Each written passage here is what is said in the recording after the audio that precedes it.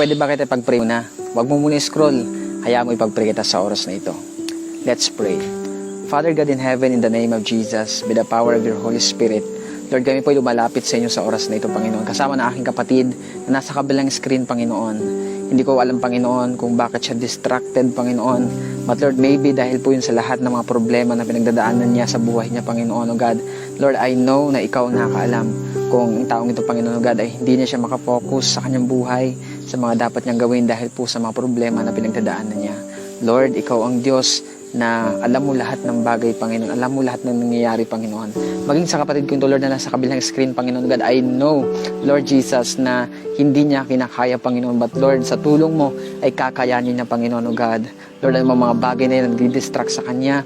Lord God, ikaw pa magbigay sa Kanya ng kalakasan, magbigay sa Kanya ng kapayapaan, Panginoon, in the name of Jesus. Even Lord, yung kagalakan, ibigay mo sa Kanya, Panginoon, in Jesus' name. In Jesus' name. Lord, naniniwala po ako sa oras na ito ay meron kang sinasabi sa taong ito, meron kang ginagawa sa Kanya, Panginoon.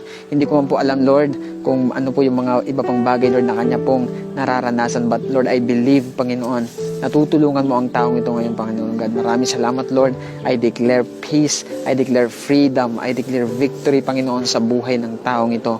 In Jesus' name. In Jesus' name. Panginoon, hayaan mo ma-realize ng taong ito, Lord God, na nandyan ka, Panginoon, na hindi ka nang iiwan, hindi ka nagpapabaya sa kanyang buhay, Panginoon. Kaya Lord, akin siyang pinagkakatiwala sa inyo, Panginoon. Tinataas ko siya, Panginoon God. Hayaan mo, Lord, na magpakilala ka pa, mangusap ka pa sa kanya, Panginoon. At sa lahat ng kanyang ginagawa, Lord God, makita niya ang pagkilos mo sa kanyang buhay. Lord, huwag mo hayaan ng taong ito, Lord God, siya po ay malugmok, Panginoon. But Lord, ibangon mo siya, Panginoon, sa kanya pong pagkabagsak, Panginoon God, sa pamamagitan ng mga problema na yan, Panginoon. Lord, I speak also focus, Panginoon, sa taong ito in Jesus' name. In Jesus' name. Maraming salamat, Panginoon. Purihin ka, Lord God, sambahin ka sa buhay ng taong ito in Jesus' name. Amen and amen. So, yung kapatid ko, ikaw ay distracted ng mga problema mo. Focus ka sa Panginoon at huwag ka tumingin sa problema kasi the more na tumitingin ka sa problema, mas lalong maguguluhan ka, mas lalo kang malulugmok. Kung naalala nyo si Peter, no, nung siya ay pinapalakat ni Jesus sa tubig, nung si Peter ay sinasabi ni Jesus na, sige, humakbang ka, pumunta ka sa akin, tumingin ka sa akin, huwag mo papansinin yung mga alon. Nung time na si Peter ay lumakad, siya po ay nakalakad. Nung siya ay nag-step, no, sa tubig, siya ay nakalutang. No?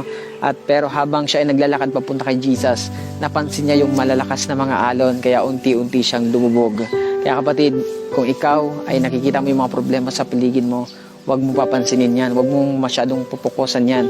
Mas mag-focus ka sa Panginoon. Tumingin ka kay Jesus, no? Dahil siya yung author and finisher of our faith. Kasi the more na tumitingin ka sa Panginoon, the more na makakalapit ka sa Kanya. The more na hindi ka lulubog. Ang sekreto para hindi lumubog sa problema, tumingin ka kay Jesus. Huwag kang magpapadistract sa paligid mo. Problema, yes, meron kang problema, meron kang mga kaguluhan sa paligid, pero hindi yan yung rason, hindi yan yung pwedeng maging dahilan para sumuko ka, para bumagsak ka, malugmok ka sa buhay dahil merong Jesus sa harapan natin.